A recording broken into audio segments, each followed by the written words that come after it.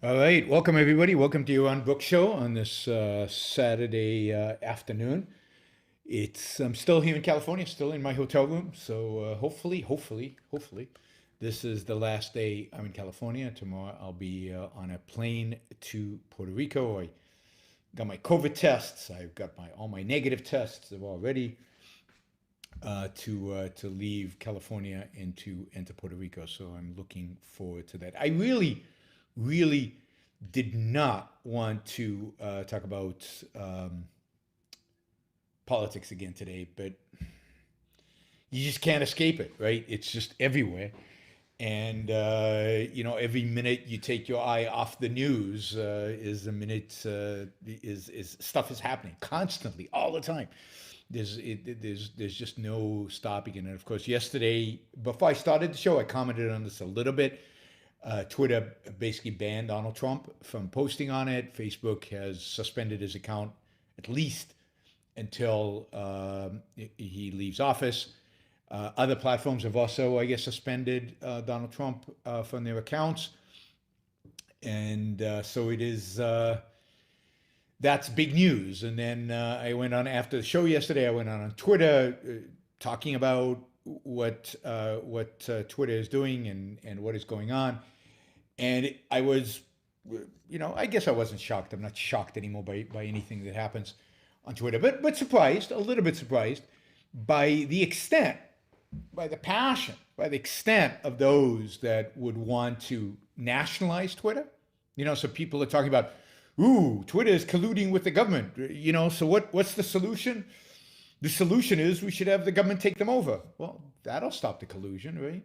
It's just bizarre thinking like that. I saw all over the place anarchists who want more government intervention and in big tech and more controls over big tech and what big tech can do.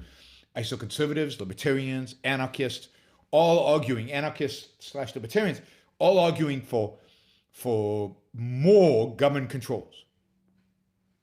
Yeah, somebody says on the chat, Tim Pool, who's got a huge following on YouTube, wants to nationalize Twitter. I wonder if Tim Pool will have a platform if the government nationalizes YouTube, where he has, I don't know, millions of followers. I wonder how long he says something that pisses off the authorities before he gets slammed. So it truly is shocking to me. You can be against what Twitter did. You can oppose it. You can even think it's so bad that you're never going to use. You can boycott Twitter. It's completely within your right. And it makes sense for many people to boycott Twitter, to switch to a different platform, or to get off social media completely. I mean, life did exist. I know many of you don't remember this, and some of you were too young to remember it, but life did exist before social media. So you could just leave social media. It's not like you have to have an alternative.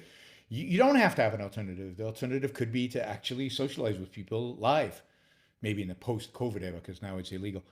It's stunning to me the degree to which people have principles until the principle is tested. Private property is fine until it's inconvenient, or until you don't want those people to have private property, until you don't get what you want.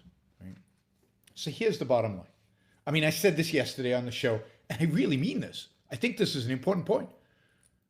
I am so happy to live in a country where a private company can ban the president. That's freedom.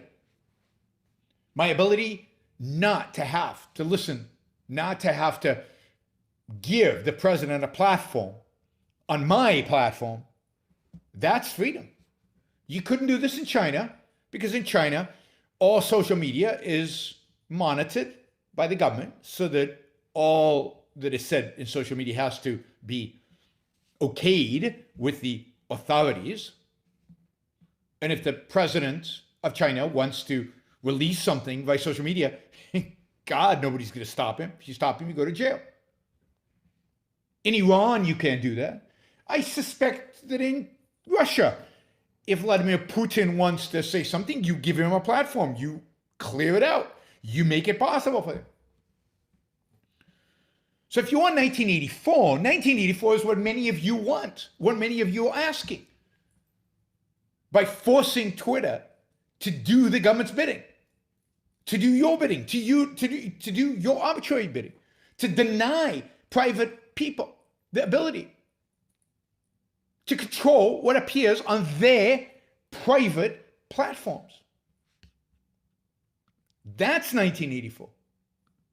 China's 1984. Twitter banning Trump is the opposite of 1984. It's exactly the opposite. It's exactly the ability of individuals to say, no, I don't want to deal with the President of the United States. I don't want to deal with powerful politicians. Powerful politician could call up any TV station and they will take his call and he can talk to them. He can, I'm sure even CNN would answer the phone and let Donald Trump talk. He can put out a press release and every newswire will carry it. The idea that somehow this is silencing anybody is absurd. The idea that competition constitutes,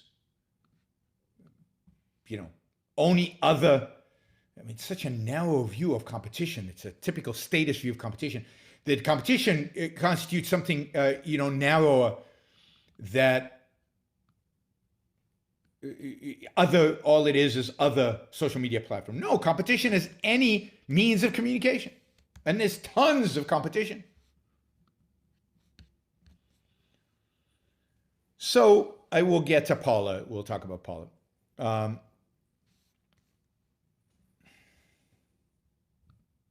So the idea that, and I saw this a lot on Twitter yesterday, the idea that Twitter banning the President of the United States and banning certain conservative voices, and again, I'm not even talking about are they justified, is it good business for them to do it? Twitter's a business. I don't know if it's good business. I don't know if it's the right decision. In the case of banning Trump, I think it probably is. But in the case of banning a lot of other people, in the case of not being consistent, Twitter is not consistent. Twitter is biased. Twitter is politically, culturally motivated. But Twitter is a private company and has every right to be biased. The media is biased. Fox is biased. CNN is biased. They're all biased. So Twitter is a biased entity. I wish that if they were going to ban Donald Trump, they should also ban the Ayatollah Khamenei in Iran, who calls for death and destruction. They should be banning other dictators and autocrats, and they should be banning Antifa and some people on BLM and anybody who's advocating and inciting violence, left or right. But they don't. They're not consistent, which is sad and unfortunate. It doesn't deny them the right to make those irrational decisions. It doesn't deny them the right to be biased because, again, it's their platform. And it's not about charity. Objectivists give less charity than leftists or conservatives. I don't know what, that's charity. Oh, wait, I thought charitable here. Sorry, I was confused.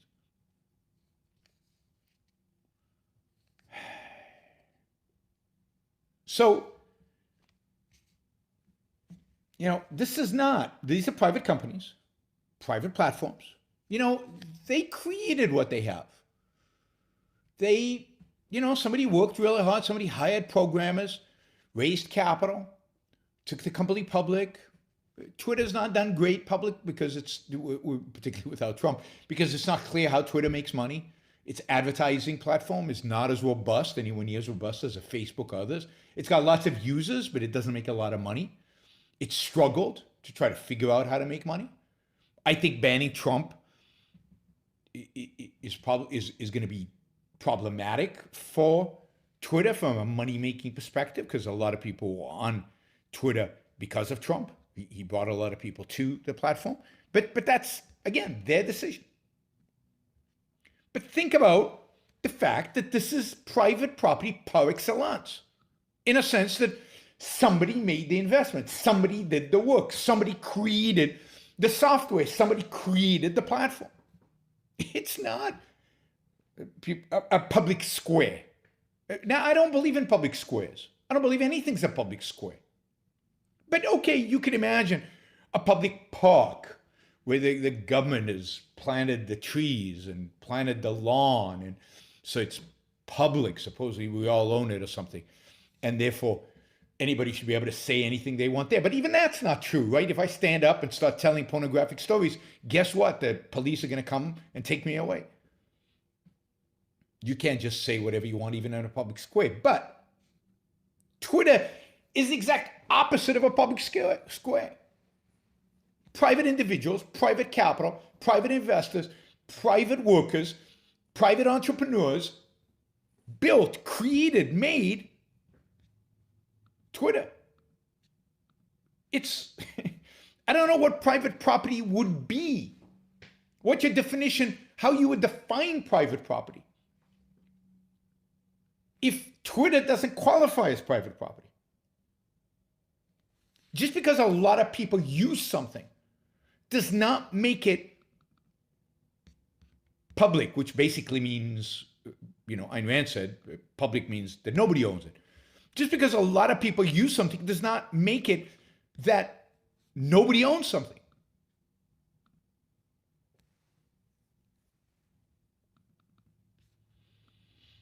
It's truly horrific. Once you reject the idea that Twitter is a private company, that Twitter is private property, that the platform is private property, then you reject all private property. You reject the whole idea. Now then people tell me, but it's a monopoly. No, it's not. So by my definition of monopoly, there is no such thing as a private economy. It's, a monopoly is something protected by government. Like the post office, that's a monopoly. Try distributing first-class mail in the United States, and you'll get arrested by the government, who protects the monopoly the post office has. And FedEx and UPS have found ways around it that are being legalized. But basically, it's a monopoly.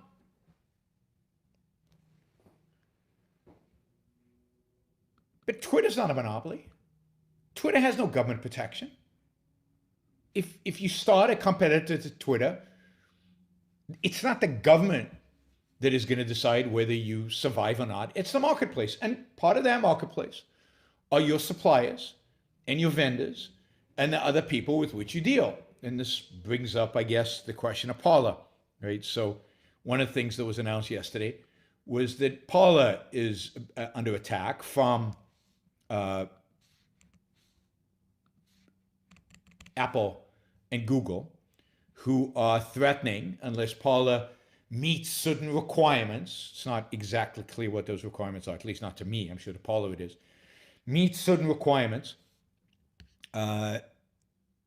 then they will stop carrying them on their platform. Now, I don't know what it is exactly that Apple and Google are objecting to. I assume it's the idea that there's some kind of incitement to violence on the Parler platform and that they do not want to be supportive of that. I hope that there's some objectivity there, and I hope that Parler has some response to that. But, and I know Amy Peikoff works at Parler, and I wish them luck, and I wish Amy luck, and I wish them all the best, and I hope they resolve this problem, and I hope they're not shut down and all of that. But the fact is that when you build a platform that is going to sit on a phone, and when you know that there are gatekeepers to that, then you know that you're going to have to please those gatekeepers. And you might argue the gatekeepers are irrational. Maybe they are. But again, it's private property. They get to decide. They get to decide. And maybe we as consumers, we can also decide not to use iPhones anymore because Apple, what was the gaming? There was a big to do about this game that Apple threw out of the App Store, and there are lawsuits about it, and it's in court, and a lot of users of the iPhone really objected, and there was a lot of people upset. Epic Games, thank you, Alex. Epic Games, right?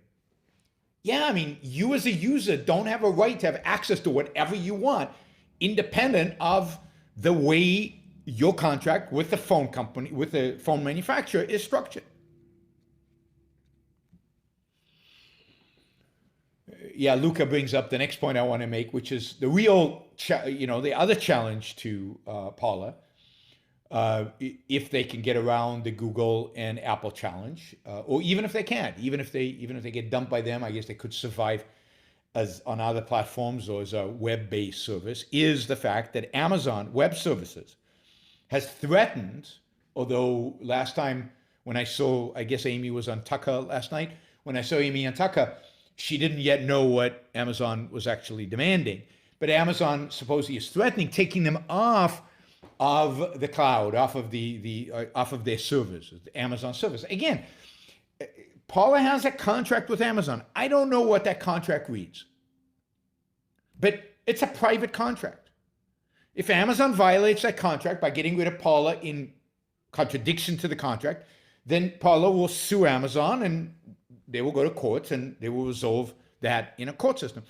If the contract is such that allows Amazon to dump Paula, on whatever conditions, then that's, again, those are private contracts. I might not like it that Amazon is doing that. But again, there's a difference between what I like, what I think is right, what I think is even moral, what I think makes business sense, what I think makes moral sense, and what I think is legal. They should be allowed to do. I don't object to the idea of canceling. I'm all for canceling. It's just a question of who you're going to cancel. I'm all for canceling communists and canceling Nazis on my platform. Those people are not invited. Many people not invited, right? I often cancel people here in the chat. I might be canceling some people today on the chat because I find what they say offensive, right? It's my chat, my platform. I get to decide. So the relationship between Amazon and Parler. Now, note that Amazon is not a government-protected monopoly over its cloud services, over its servers. Microsoft is a significant competitor to Amazon, so is Google. There are other platforms. I forget the name of it, but there's one online that specifically says that they are neutral, right? That they will allow anybody on. So there are other alternatives to Amazon. Amazon is the best. So Paula certainly doesn't want to lose the hosting on the Amazon AWS. But there are other services, other companies that compete with Amazon. And I'm sure if that was the only issue, that Paula, assuming Amazon didn't violate the contract, Paula would find another home somewhere else to host. So these are all, and by the way, one of the reasons that Amazon, for example, cloud services is not guided by the government is the fact that the government refused to give Amazon a big contract and gave it to Microsoft instead just recently. I mean, you could argue that was politically inspired by the fact that Trump hates Bezos, and therefore the Trump administration denied Amazon the contract and gave it to one of their competitors, to Amazon. So there's competition here.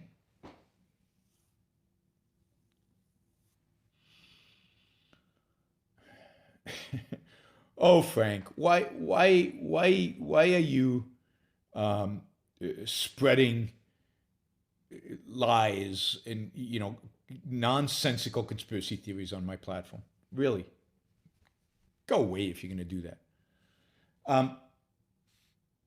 So it's there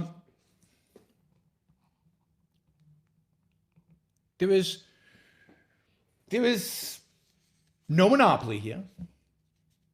There are plenty of social media platforms. But even if you had the only social media platform in the world, like I guess MySpace did in its heyday, that's not how you view monopolies. I mean, there's substitute products, there's substitute things, there's blogs, Medium, there are TV stations, there's news wires, there's a million other ways in which information could be distributed. So there's no antitrust issue here, even though Republicans would love to go after Twitter on antitrust grounds. I think they'd actually lose in spite of the fact that the courts are probably these days inclined towards antitrust.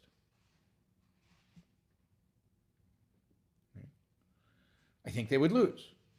There's no antitrust here. It's not a public square. Then I'm being told, we're going to get to Section 230. Then I'm being told, maybe thanks was a joke. If it was a joke, then cool. But I'm sensitive, obviously, because of what's been going on in my chat for a long time. So sorry, those of you who are not part of the chat, you don't know what I'm talking about, but that's fine. There's just no reason to anyway. So antitrust, there's no antitrust issue. There's no public square. Other argument is, but they're being manipulated by the Democrats. The Democrats basically have, are putting pressure on Twitter, on Facebook, on Amazon, on all these companies to do their bidding,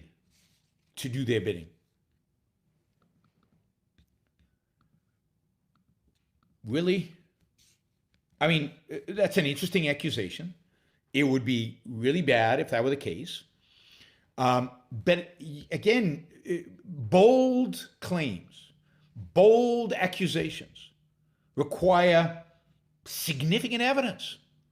If you want me to believe that behind all of this is Pelosi and Schumer, or maybe AOC and Bernie Sanders, I don't know, whoever, Democratic operatives, political operatives of the government, the Biden administration, imposing its will on private companies, forcing them to do their bidding, and therefore these companies are now just arms of the US government, then you have to provide a smidgen of evidence.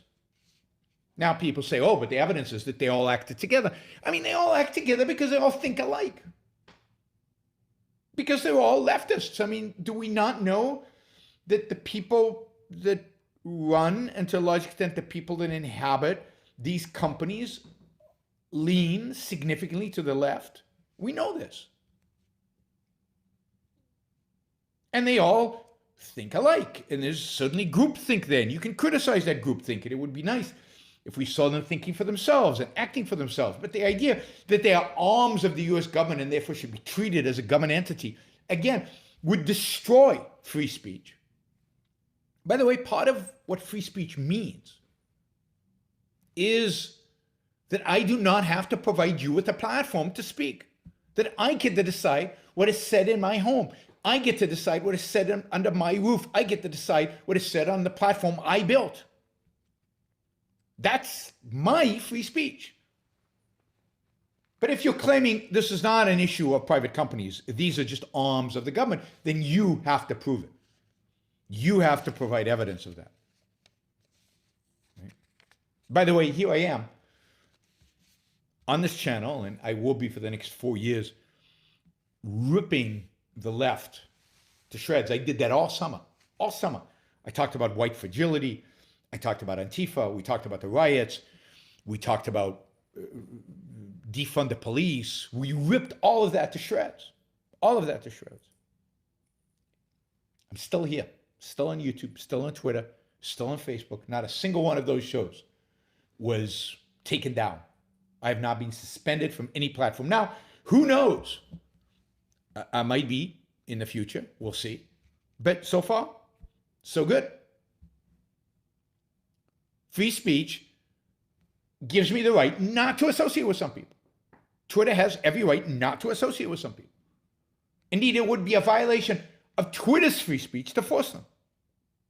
Particularly to force them to publicize what the government wants publicized. I mean, to me, that is the thing that really drives me crazy. I can understand you really getting upset if a private host, a private personality gets kicked out of Twitter. Right? But For a politician to get taken down from Twitter, I think we'd celebrate. Lucas says, until the big purge will hit, not a single one was taken down because the channel is still too small and insignificant. Maybe that's the case. We'll see. It's quite possible that I will get purged when I become big enough, and we'll deal with it when that happens. But I certainly won't deny them the right to purge me. It's their platform. I signed a contract. The contract was such that it allows them to purge me. Now, some of my videos, not a lot, very few actually, some of my videos get demonetized. That's okay. I mean, I find it amazing that YouTube sells advertising on my shows, and and I make no effort at it, and I get checks. So we're gonna see. I'm not saying I won't be purged. I'm saying I haven't been, and it could be that I'm too small. That is very possible. Even the videos that I've done that have received a lot of views are still up there. So that other people have done of interviewing me and stuff. So I don't know. We'll see what the criteria is, but it very much could be that I get kicked out of all these platforms one day. I don't intend to change my mind about their right to do it just because it happened to me. That would be kind of hypocritical. Richard, thank you for the support. Really appreciate it. We will get to Super Chat questions soon. All right, a few other things that people mentioned. Oh, this is like the gulags. I was accused last night of Iran is fine with being taken to the gulags as long as the train taking him there is owned by private enterprise. Really? Me being taken to the gulags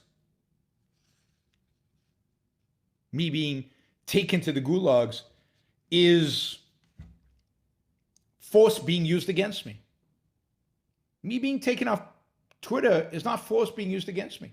I have no right to be on Twitter.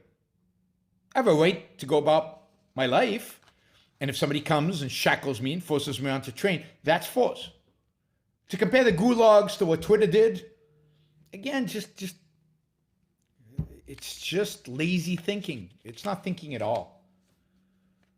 And I saw this over and over again by different tweets, so it must be a talking point that somebody has released. I think it's the anarchist Baptists, Bronze Age pervert. You can tell them by the fact that they all put the profile picture of these hunks of these, very, very muscular guys. I wonder if the guy, that's their real pictures. My guess is it isn't. My guess is that's what they dream they looked like. But anyway. They all have also either Roman names or Middle Ages Christian names. Like they long for a time. BAP is not an anarchist, but a lot of the anarchists I noticed follow BAP or inspired by BAP or inspired by people surrounding BAP. I mean, this is a loose kind of movement out there. And many of them have either Greek, Roman, or early Christian names. That's the other way. That's the other way to see it. All right. We'll get to section 230. There was another story I saw that said, Twitter allowed Hang Mike Pence to trend, but they were opposed to violence. So it turns out that as soon as people pointed this out to Twitter, Twitter didn't take down, but basically repressed the idea, the trend of Hang Mike Pence. But it also was interesting that Hang Mike Pence was not trending as something the left was advocating for. This was not a call for violence on the part of the left. This is a call to violence on the part of the right. This is what people, I guess, storming the Capitol were yelling. They wanted to hang Mike Pence, and what all the tweets that had hanging Mike Pence had in them, they were reporting on what the people who stormed the Capitol were saying. It was a report. It wasn't an advocacy. But you wouldn't get that interpretation unless you went and actually did a little research. I mean, I always tell you, don't just read the headlines. You actually need to pay attention. actually need to go and read up about what the claims actually are.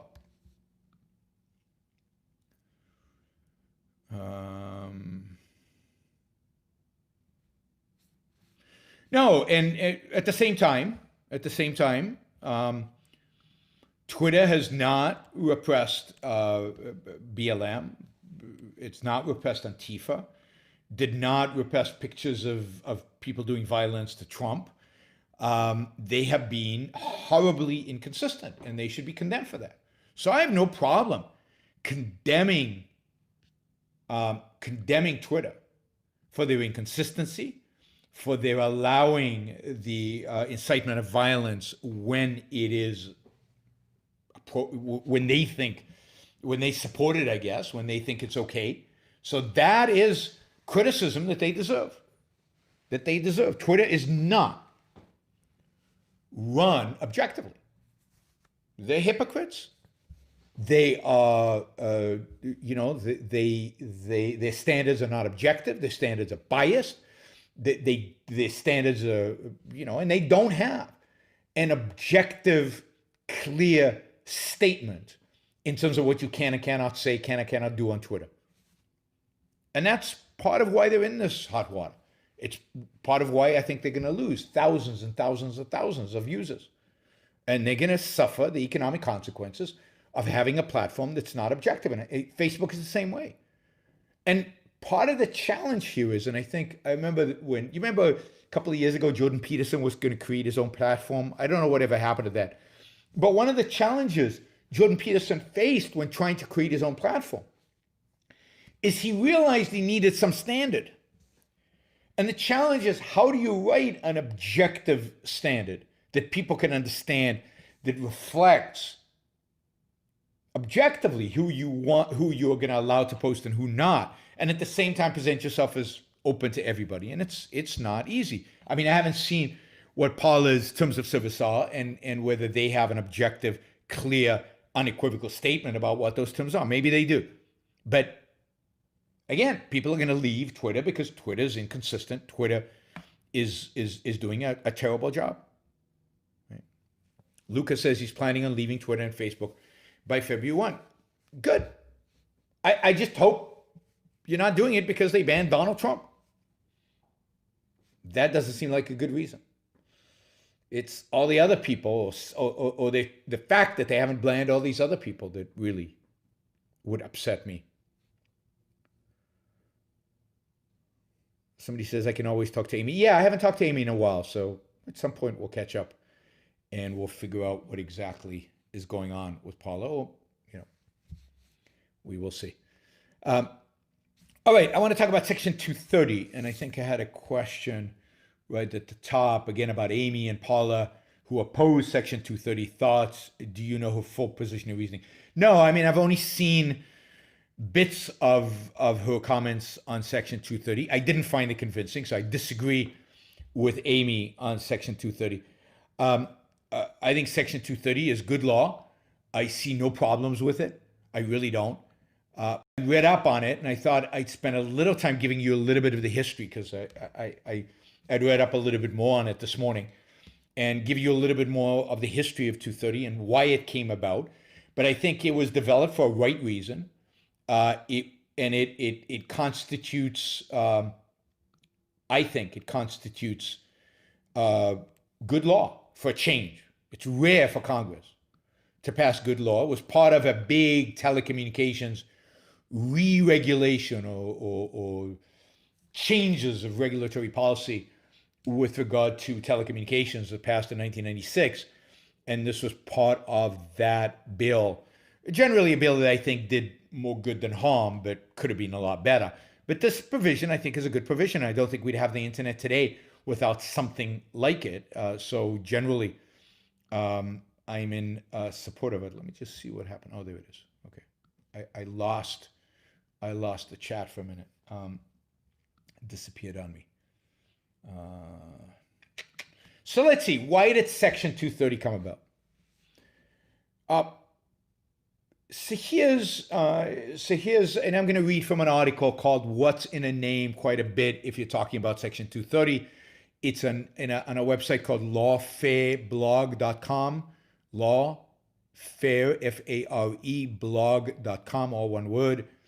And it's by Jeff Kosseff, and I thought it was a well-written article that kind of described some of it.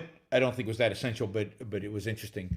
The history certainly was interesting, and I've verified that this is indeed the case by other reports in other places as well. So if you go back to before the internet, and I'm reading here from the article, under First Amendment and common law rule, which first emerged in obscenity prosecutions of bookstore owners in the 1950s and 1960s, a distributor of someone else's speech is liable for that speech only if the distributor knew or had reason to know of the particular illegal content. So let's say you sell magazines, and one of the magazines has an article that is defamatory. Can they sue you, the distributor, the store owner, because a magazine in your store had a defamatory article? And common law had come to the conclusion of no, based on First Amendment principles. Unless you knew it was defamatory, you are not liable for the magazines, the content of the magazines that you carry. So this prevented newsstands from having to pre-screen every newspaper and magazine they sold for fear of obscenity or defamation. Right? And this was standard law as it emerged in the 1950s and 1960s. And you can think again of this think of the application on the internet. Does Google News an aggregate of news, or Apple News an aggregate of news? Is it liable for defamation that might occur in one of the articles that it is aggregating, even if it is selective in terms of which articles it aggregates and which it doesn't? Because clearly they have to be selective. They can't treat all articles as equal. They highlight some, they reduce others, they exclude some, they include some publications, they don't include other publications. Is the fact, and just like, by the way, a newsstand does, a newsstand doesn't carry every single magazine. They choose some, they don't choose others. And by the way, some newsstands, some bookstores, might use as their criteria a political affiliation. There's certainly bookstores. I remember in the 1970s, this is late 70s, right? Maybe early 80s. I was living in Israel and didn't have many of Ayn Rand's books, and there was no way for me to get Ayn Rand's books. And I remember I asked my dad to buy me some Ayn Rand's books when he was in the US, and he happened to be giving a talk at Berkeley, so he went to the Berkeley bookstore, and he asked them if they had any books by Ayn Rand, and the woman behind the desk looked at him and said, "We don't carry that fascist here." Now, the Berkeley bookstore is wrong, immoral, stupid for thinking that, but they had every right not to carry Ayn Rand's books. And by the fact that they didn't carry Ayn Rand books, in other words, they banned Ayn Rand, they excluded certain books, didn't make them liable for all the books they did carry, for the content of all the books they did carry. Any more than if a website carries your posts, but it excludes Trump's post, it doesn't make it liable for everything you write, which is what would happen if you excluded 230. Now, as far as I understand, I don't want to misrepresent. Amy's argument is, well, you would take this to court, and the court would rule that, and you'd establish it through common law. Well, the reason we have Section 230 is because that is what happened. Different courts rule differently. And it made sense, because there is a right answer here, to unify and to standardize the law, particularly on a platform that is international and certainly national. In other words, you don't want different states to have different laws here with regard to this because of its nature as a national platform. So this article goes on and says the common law protection worked pretty well until the early 1990s, when online services emerged, carrying far more content than the average bookstore or newsstand. These early platforms had different approaches from moderating third-party content on their bulletin boards and chat rooms, and you might remember this, guys. CompuServe, anybody remember CompuServe? I remember CompuServe. CompuServe took a relatively hands-off approach, while Prodigy billed itself as a family-friendly alternative and established intricate user content policies, hiring moderators to police its site and using automated software to screen off for offensive content. Now, both CompuServe and Prodigy were sued for defamation arising from third-party content, right? From third-party content posted on the service. CompuServe convinced the New York federal judge to dismiss the case. The judge concluded that CompuServe was nothing more than an electronic version of a bookstore. Right? So they applied the common law to them. Prodigy, though, could not convince the judge because the platform chose to moderate the user content, exclude certain magazines from the bookstore, and New York State Court judge ruled in 1995 that it did not receive the protection afforded to distributors. Rather, they held that Prodigy was a publisher and thus faced the same potential liability as the author of the posts. I don't think that's good. I don't think that's the right ruling. I don't think that's objective law. So now you had these two rulings that set different standards, and there was a real concern that everybody would move to the CompuServe standard and that would become the de facto standard because a judge ruled that companies would be afraid that other standards would not gain legal protection, and therefore they could be sued for anything that people participating on their platform would comment on. Right. So, a couple of senators, two actually, Chris Cox, who I met. Chris Cox was a California Republican from Orange County, a huge Ayn Rand fan, by the way, big Ayn Rand fan. Not that that means anything, right? Because so was Ted Cruz once. Ooh. But Chris Cox was a good guy. I met him, had dinner with him once. Anyway, Chris Cox got together with Oregon Democrat Ron Wyden in order to try to put together a basically law that would provide uniform treatment, even if you moderated or didn't moderate, so that you could have competition. You could have different people. Yeah, at some point he was the SEC chair. Yes, he was a Ayn Rand fan, right? And as a SEC chair, he tried to be a relatively free market, but why would you ever want to be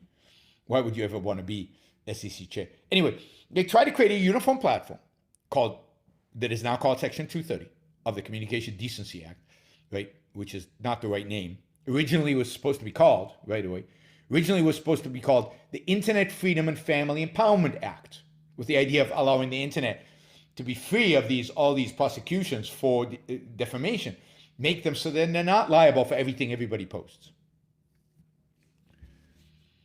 And that is the origin of Section 230.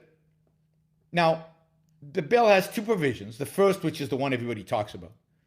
The section has. These are the 26 words that this is what it actually says. I'm reading you what actually it says. And this is what has made possible the modern internet. I mean, imagine that the New York Times or the Wall Street Journal or Fox or Breitbart, imagine if after they publish an article, and if they publish an article, they edited it, they own that article, it's their text, they can be sued for anything written on that article. Now imagine if they were liable for anything in the comment section, for all the defamation that happens in the comment section. Wow. I mean, first of all, you'd have no comment sections.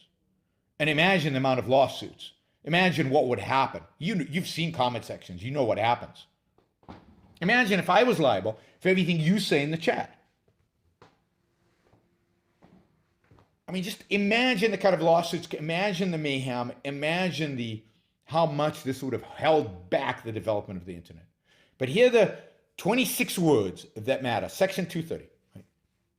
Quote, no provider or user of an interactive computer service shall be treated as the publisher or speaker of any information provided by another information content provider. In other words, you are not liable for what other people post on your website. They are liable for it. Now, that is good law. That is good law. Now, doesn't justify the decisions being made necessarily, but that's good law. By the way, Don Watkins and I just published an op-ed editorial article on the whole Twitter situation.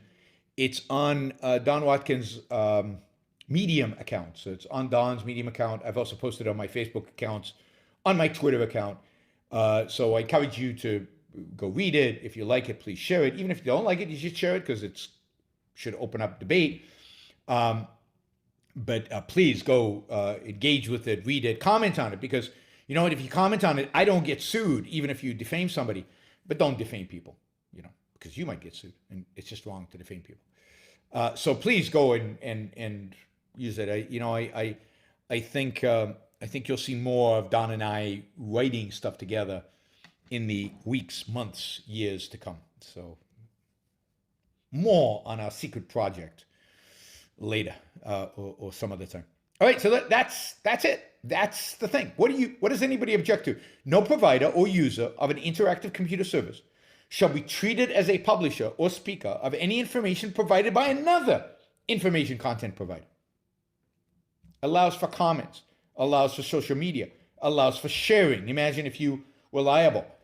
It allows for all the stuff that we just take for granted today on the internet. This is what they want to repeal. I don't get it. So I'm not sure why Amy wants to repeal it. She's a lawyer, so she might have some qualms here, but let's see. So this is what the author of this article writes. This means that unless a claim falls into one of a few of the bill's explicit exceptions, such as federal criminal law or intellectual property, a provider or user of an interactive computer service cannot be held liable as the speaker or publisher of information provided by someone else. That seems very reasonable to me. The effect is this: if you write a defamatory post about me on Facebook, I can sue you, but I can't sue Facebook. This is where the internet freedom part of the title comes from.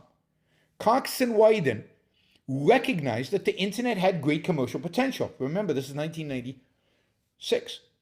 And they did not want to bog down these emerging companies with the potential for huge liability. In the initial version of their bill, Cox and Wyden included a provision that explicitly prohibited the FCC from, quote, economic or content regulation of the internet or other interactive computer services, though this provision was removed from the bill that was signed into law. Isn't that sad? Imagine if that was still there, that the FCC could not regulate the internet. There goes the whole net neutrality discussion. All of that would be out because it was in the law that they couldn't do it. But of course, Congress took it out. The second provision of the bill states that providers and users of interactive computer services cannot be liable for, quote, any action voluntarily taken in good faith to restrict access or availability of material that the provider or user considers to be obscene, lewd, lascivious, filthy, excessively violent, harassing, or otherwise objectionable, whether or not such material is constitutionally protected. This is the family empowerment piece of the bill. I'm quoting the author. By protecting both providers and users of interactive computer services for blocking content, Cox and Wyden hoped to empower parents and other consumers to choose services that best met their expectations for content moderation. With this provision, Cox and Wyden also wanted to encourage families to use blocking software which they viewed as a far better alternative to government regulation of the internet. So this strikes me as good law. It's unusual, but it strikes me as good law. It's unusual to say that I find something as good law, but there it is. All right. Okay, that's what I have to say about it. Again, I find it incredible that there are people out there using Twitter and Facebook to call for the regulation of Twitter and Facebook. They're the ones who should be banned from Twitter and Facebook. I'm a digital marketer. I agree that big tech should not be regulated. But if platforms like Twitter and Facebook act immorally, even if not illegally, is it immoral for me to continue doing my job, which requires me to give them money? No, I don't think so. I don't think at this level you can, I mean, companies do immoral things all the time, right? Anytime they're irrational. How many of the companies that you use on a daily basis gave money to BLM? Many. I mean, are you going to stop drinking Coca-Cola? Are you going to stop living because the philosophy driving these, or at least aspects of the philosophy driving these companies happens to be immoral? Is now where you can take a stand, where you think taking such a stand is effective, where you think the immorality is such that you don't want to have anything to do with them. Luca says, Twitter's just, it's crossed the line for me, Twitter and Facebook. I don't want to deal with them. I don't get enough value, and I don't want to deal with them. They're immoral. Fine. So you have to choose where that line is. For each one of us, it's going to be different. There's no one line. It depends on the context, right? It depends on context. Now, they're clear red lines, right? If they're truly helping the government ship people to the gulags, that's a red line, right? If they're enslaving people, if they're using force on people, there are red lines. But the kind of immorality we're talking about here, clearly immorality, being inconsistent in applying their standards and so on, it has to be within the context of your life. In a world in which almost everybody's immoral. I just said that. Almost everybody's immoral. Because people are evading out there. People are evading. Almost everybody's evading to some extent. So you stop dealing with the world, you go on a desert island? No. You can't give up on your life because other people are being immoral. If your livelihood depends on Twitter and Facebook, then you need to be careful because immoral actors can turn against you, as Luca reminds me, right? Immoral actors can turn against you, but you're not going to just stop dealing with them. I'm not going to stop posting on Twitter and Facebook. One day they might ban me. Okay. I know that's a risk I'm taking. But for now, I'm going to use them and I'm going to actually be thankful. I'm very thankful to YouTube, for Facebook. I know many of you are watching me on Facebook, for making it possible for me to get my ideas out there, so far at least, free. Not just free, sorry, YouTube. Providing me with a mechanism, a venue, an avenue for me to raise money. To make it possible for me to produce content and to earn a living from producing that content. They make that possible. And how much they charge me for it? Nothing. So I am thankful. I'm thankful to these companies for making that possible, while recognizing that it's in aspects of the way they do their business, I object to those aspects, and I think they're immoral in those aspects. And I need to be careful in terms of protecting myself so that when the day comes and they ban me, I will have other ways in which I can continue to do my work. Right? And I encourage everybody to, in a society where immorality is rampant, and it is, figure out ways to protect yourself. Figure out ways to manage what you do, right? Figure out ways not to make yourself overly dependent on one or two social media platforms. I have people, I can't post on more than two, but I have people who post for me on, I think, on pretty much every social media platform out there. I have an account on Parler. I think I made my first post today. I have accounts on Minds, on, I don't know, on all the other ones. I just was approached by somebody last night that has a YouTube competitor that I'd never heard of, and I still don't remember the name. And he said, "Can I mirror everything that you post on Twitter to your account on our platform?" And I said, "Yeah." So put it out everywhere. Periscope is being shut down, by the way. My understanding is Periscope is going away. So there will be no Periscope soon. I guess it belongs to Twitter, but they can't really compete with all the other video applications. So my understanding is they're shutting down. All right, let's see other questions that are applicable. Why does it seem to be so difficult for people to differentiate between public and private anymore? That's a good question. Do you think the mixed economy has something to do with it? Of course. There certainly is a legitimate reason why people have a hard time differentiating between public and private. That's because the line between public and private has been, become much more, what's the right word, fuzzy. Government interferes in the economy. Government regulates. Is Tesla a private company when much of its income comes from all kinds of tax credits and pollution credits and California carbon credits? To what extent is it a private company? Well, it's still private, but you have to recognize it's cronyism. It's the amount of revenue it gets from the government, right?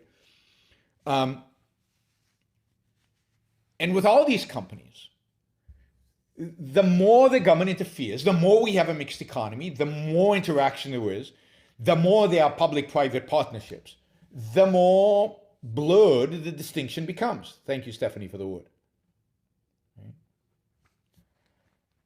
And that is challenging, and it's I don't want to diminish. I don't want to say that that's not an issue. It really is an issue, but to the extent that a company is private, to the extent that there's still private property, it is incumbent on us, the believers in private property, to defend that portion that is private.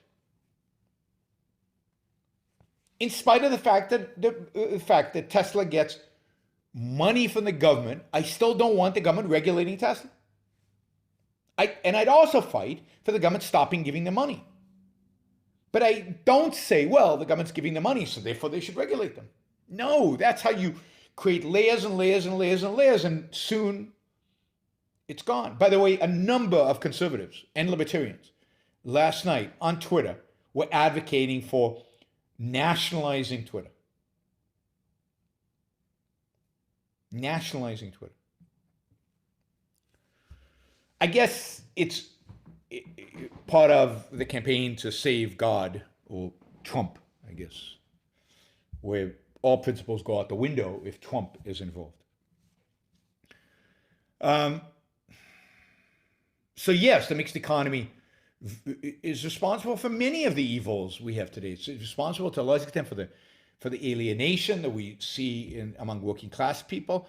The mixed economy is not living up to the promises, and they don't know who to blame. Is it capitalism? Is the capitalist part of the mixed economy? Is it the state as part of the mixed economy? And who do they look to? Intellectuals, and the intellectuals providing no answers. To the extent that they give them answers, they're the wrong answers.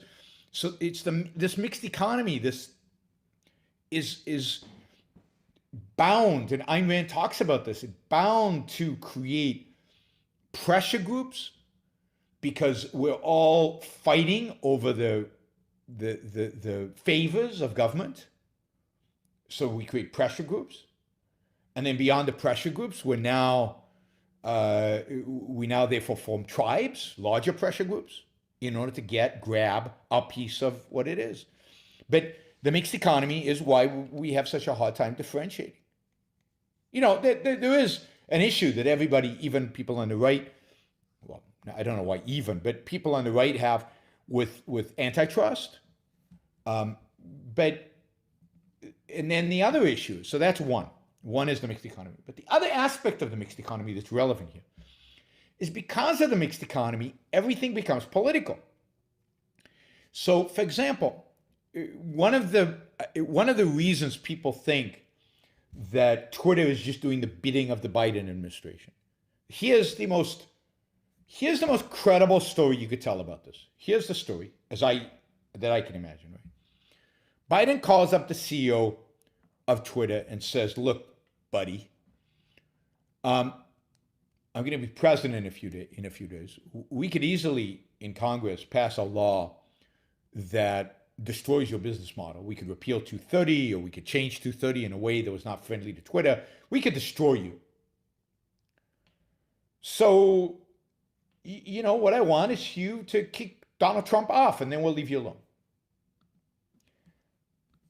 Yeah, you could imagine that. I don't think that's what happened, but you can imagine that. You can imagine that maybe even Twitter's doing it preemptively. It's saying, ooh, Democrats are going to be in power now.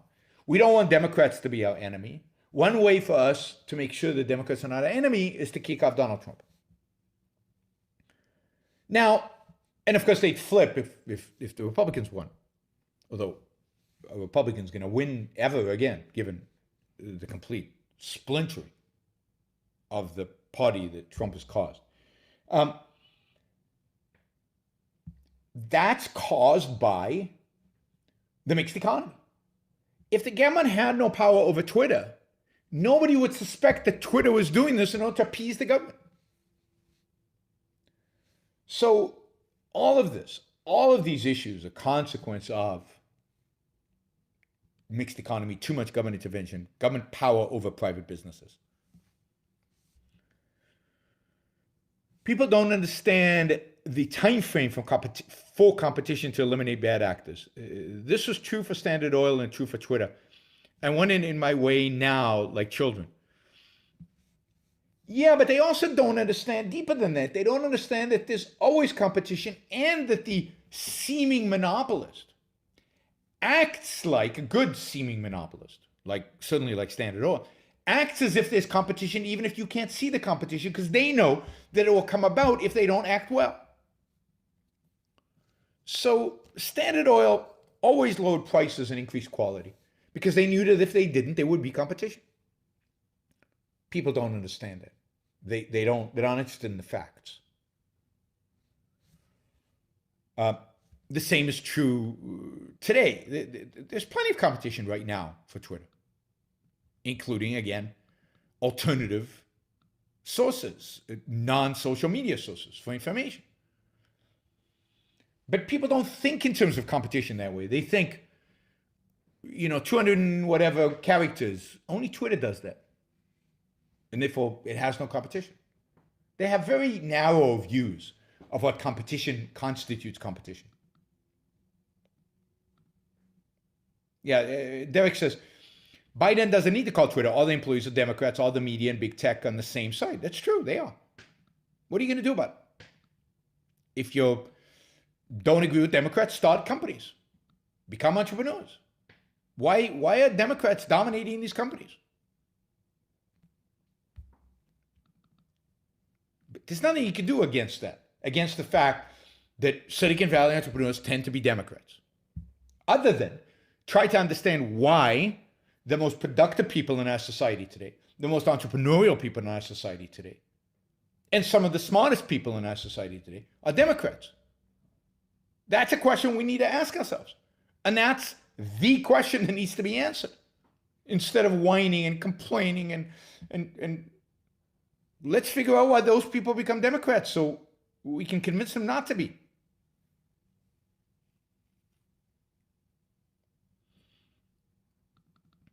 When I tell people Twitter is a private company, they say that Twitter is a government-granted monopoly. Where? And it's part of leftist government's thoughts. Where? Where's the grant? Where is the government granted them a monopoly? And how does that apply? It's not. It's just, there's no basis. Now, it's true that leftists in the broader sense, who disagree with one another, who fight with one another, who hate one another's guts, just watch Biden try to herd cats in the Democratic Party. They're all different. But the fact that they're all leftist doesn't make it collusion. The fact that they're all leftist doesn't mean that they're all guided by the government. The fact that they're all leftist doesn't mean it's a government-granted monopoly. The fact that they're all leftist should present a huge question mark to conservatives and to others about why that is, and how do we challenge them? How do we challenge the fact that they're all leftist? How do we get our people to start companies? How do we get our people to be in positions of influence? How do we get our ideas out there in a way that attracts these people, doesn't turn them away? Isn't it our failing, at least my failing as intellectuals, that all these people are leftists?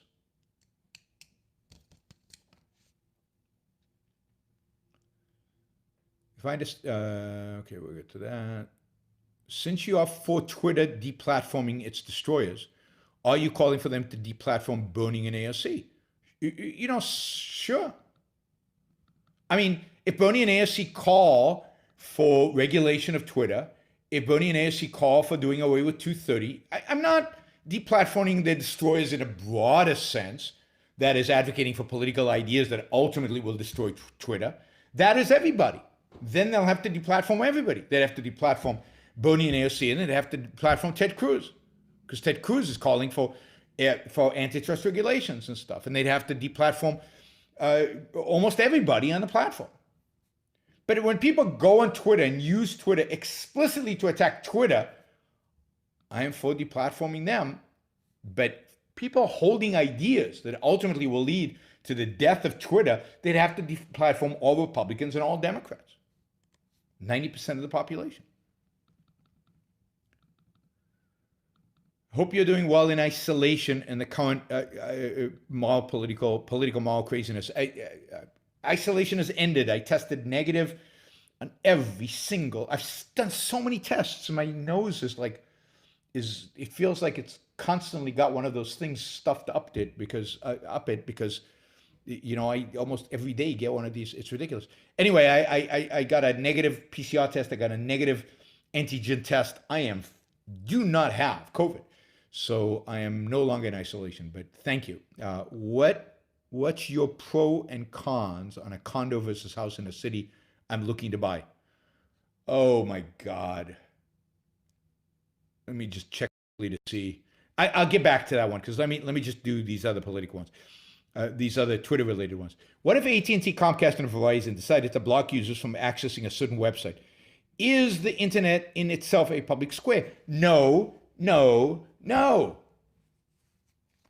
The fiber optics across which your message goes are privately owned. The servers are privately owned. Now, there's some servers at universities and other places that are public, but that are government owned, whatever that constitutes. But no, everything should be private, even if it's not.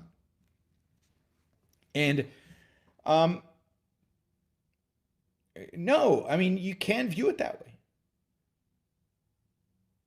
AT&T, Comcast, and Verizon have all bought their bandwidth.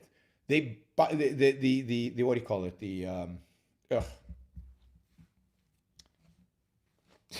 Anyway, the word's escaping.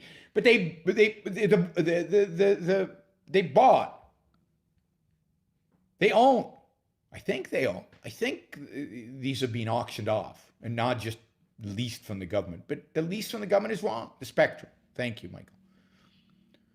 And if they don't own the spectrum, they should own the spectrum. So they need to be treated as if it's private, even if it's not.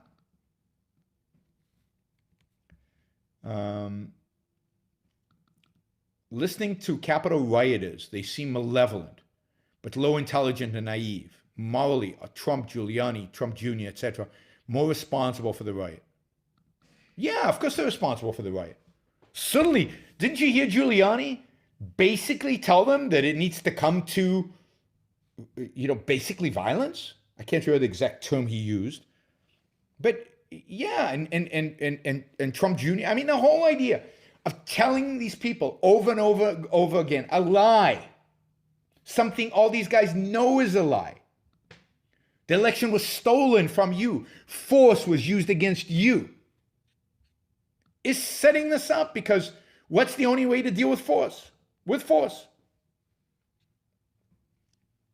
So absolutely they are morally responsible for the riot and have blood on their hands in the sense that people died. If you continuously to tell people that an injustice is being committed against them, that their stuff is being stolen, that they are not, when there's zero evidence, when you've been defeated in court over and over and over and over and over again, when you have no basis for the claim. Notice that after the riot, the Trump administration has withdrawn its lawsuits from Georgia because they know they're going to lose. And they figured out now that, hey, maybe this has really bad consequences that can lead to these things, and that's not a good look for us. So you can't keep... One of the reasons people are so angry is because they're being told to be angry. And they're being encouraged to be angry. And they're being fed conspiracy theory after conspiracy theory by their leaders to encourage their anger, to support their anger, to inflame their anger. And they're being told they should do something about it. And what is there to do? Of course, I was saying this about BLM. I was massively critical. Go back to all my shows in the summer and how I went after BLM and called them the racists that they are. Not everybody participated in the... I got into trouble because people would call me up, but they said I was in a BLM rally, demonstration, and I'm not a racist. But yeah, but the BLM people are. And by holding up a BLM sign, you are sanctioning their racism. Of course. And I accused BLM of supporting Antifa. I accused BLM of supporting the looters in Chicago. Don't tell me that I wasn't there going after BLM and the riots. I mean, that's just dishonest. And if you want to make a claim like that, then at least check first.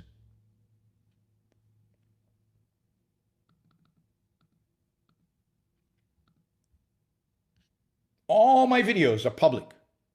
They're all labeled. You can go listen to all my BLM ones, all my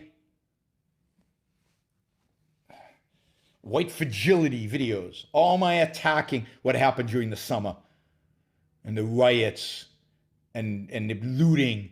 And I mean, really.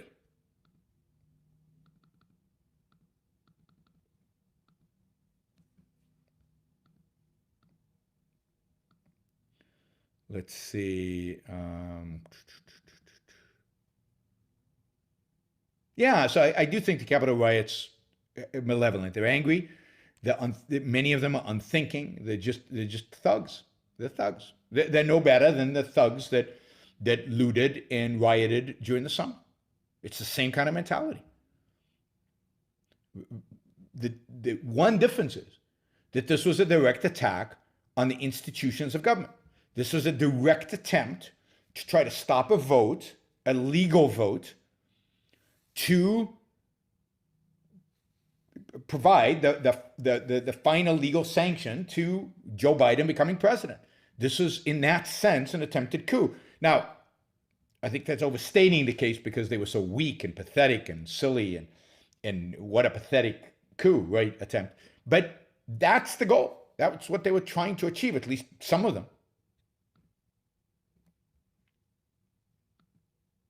There is no evidence. I'll debate anybody on the existence of evidence, but there is none. So there's nothing for the other side to debate. All you have to do to know that is to read what the judges wrote. But you guys are too lazy. You've got talking points. Who needs to read what the judges wrote when Trump releases talking points every day? Every day, Trump releases talking points for you to mimic. Just read what the judges wrote. It's very clear what the judges wrote and very clear about what they thought about the so-called evidence that was presented. Yes, laugh at 62 judges, some of them Trump appointees. What system exactly are you trying to protect and defend?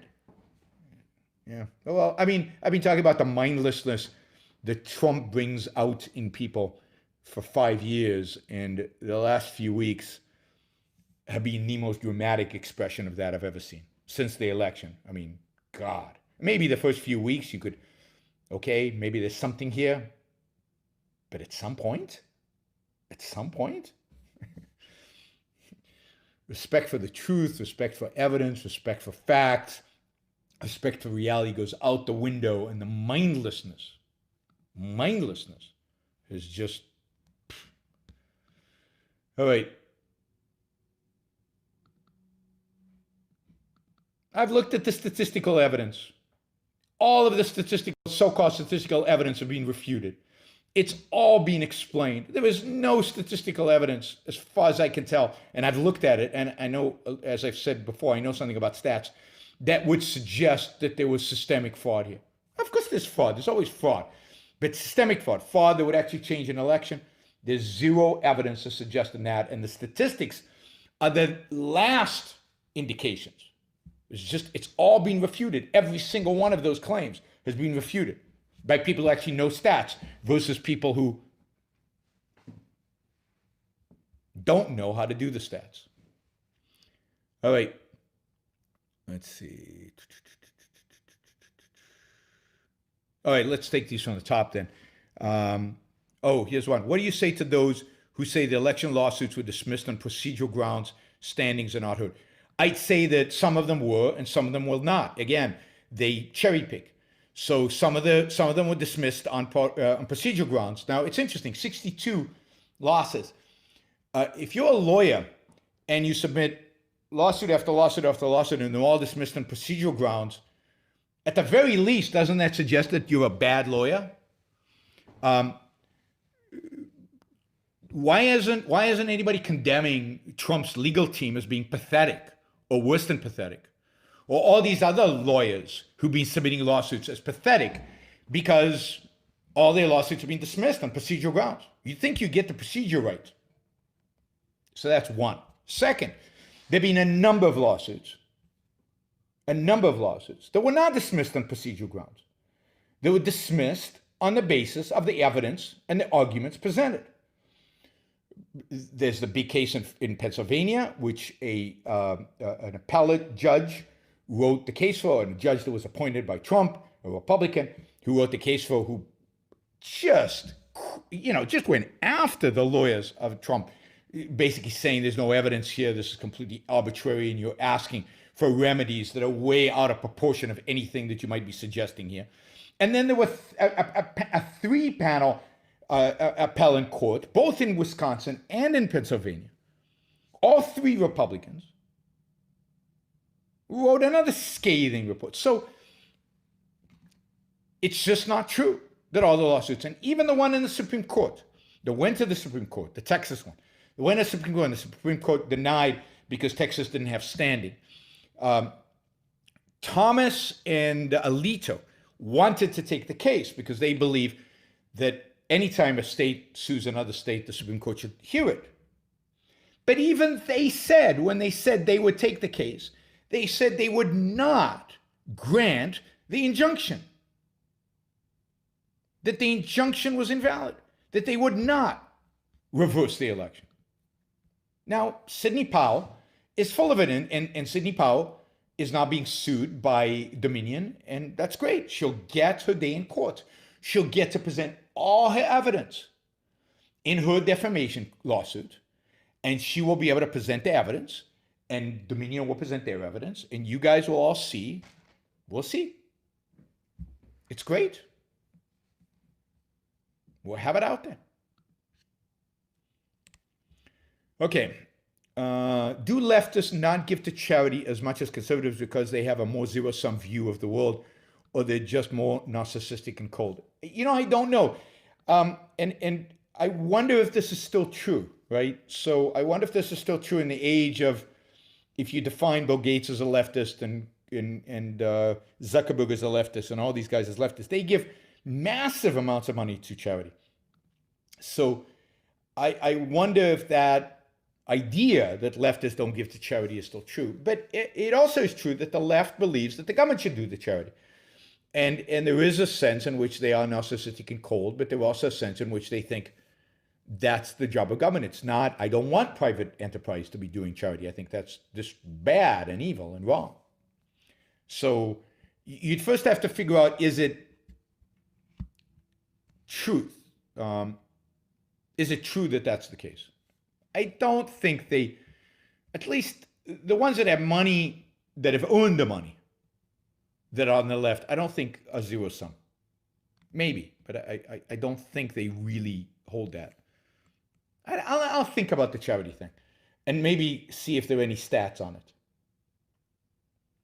Can you honestly be wrong, mistaken about something your entire life, or does it have to eventually morph into evasion? Well, it depends, right?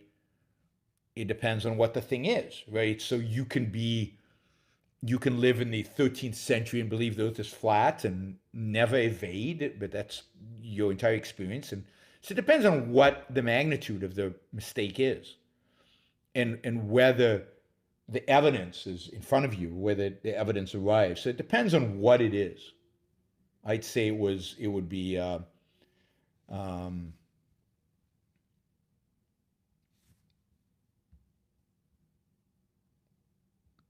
yeah, I would say it depends on what it is that you're mistaken about. If I understand your previous broadcast correctly, the injuries to your lower lumbar discs were a collision in cupola of a torrent. I thought I had back problems. Boy, was I ignorant. Boy, I was wrong. I guess I'm not sure what. Yeah, I'm not sure. I've had 3 back surgeries, 2 massive ruptured discs when I was 19 in the tank core, fusion of L4 and L5, and another ruptured discs, where I got stem cells. And stem cells so far has been the best treatment I got. So I'm a big fan now of stem cell treatment. Hope you're doing. Oh, this is the isolation one. Condo versus house if it's in a city. I mean, look, I don't know. There was a period in my life, particularly when I had kids and they were living with me, that a house made sense. So having a backyard and having a pool and being able to enjoy a house, it was fantastic, and that's great. And there's a period of my life now where I don't need the backyard. I don't need a pool. I prefer view. I prefer to be on a high floor in a condo. I don't need the maintenance hassle. I don't need all the gardeners and the pool guys and all of that.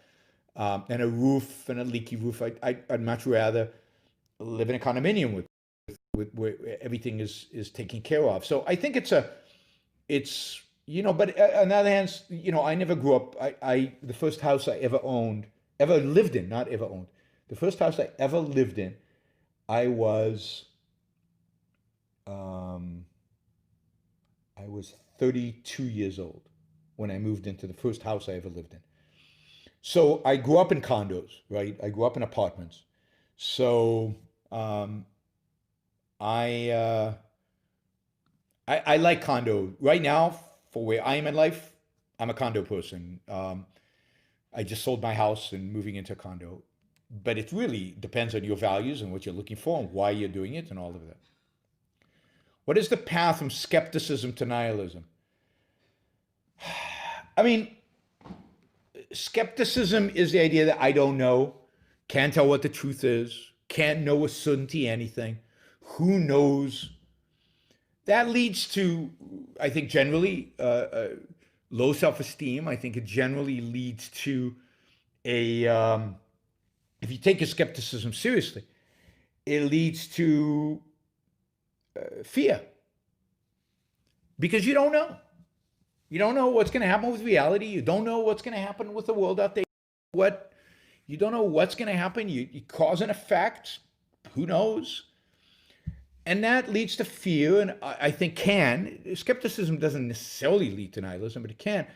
The fear and the low self-esteem lead to wanting to gain control over something, and the one thing you can gain control of is smashing things and watching things drown. And why should other people be successful when I'm not? And why should other people have confidence and certainty when I can't?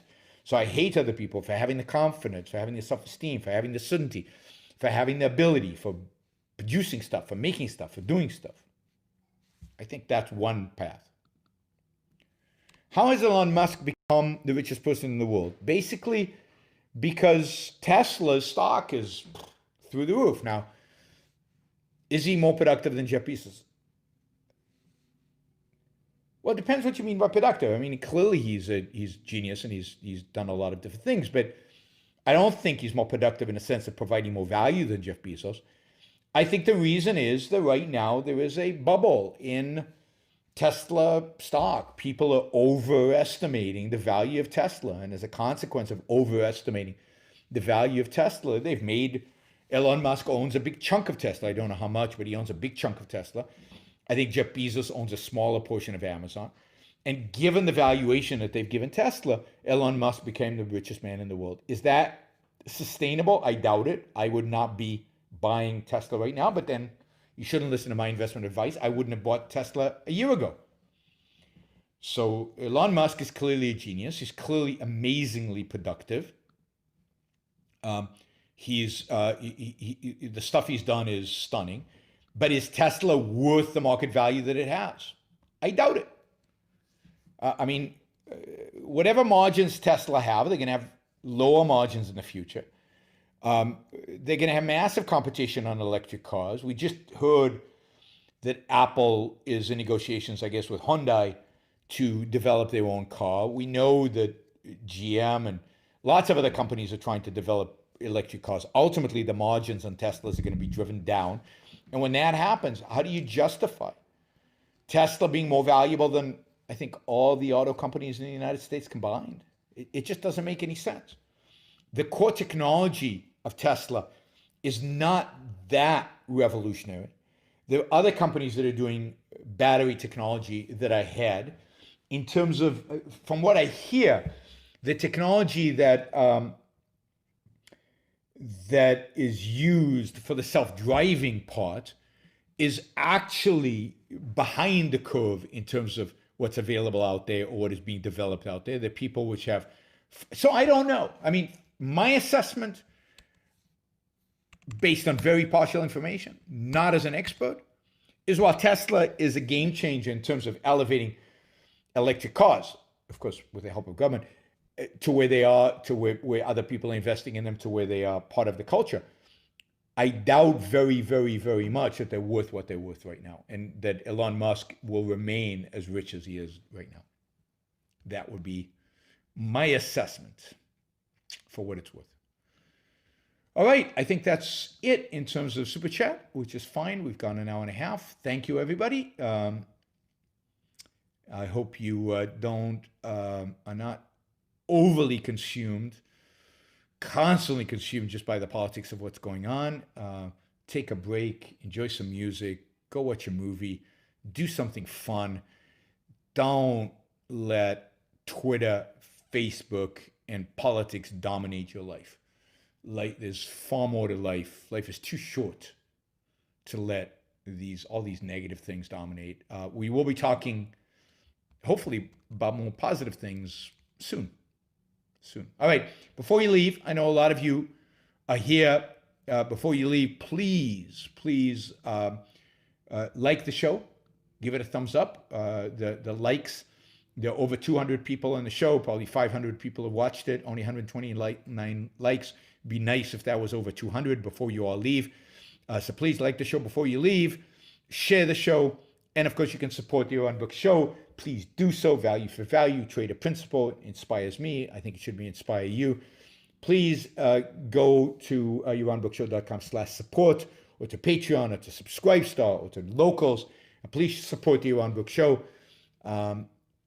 It's what keeps this show going, both materially and spiritually. Thank you all. Talk to you not tomorrow. Tomorrow I'm flying, but probably on Monday. Bye, everybody.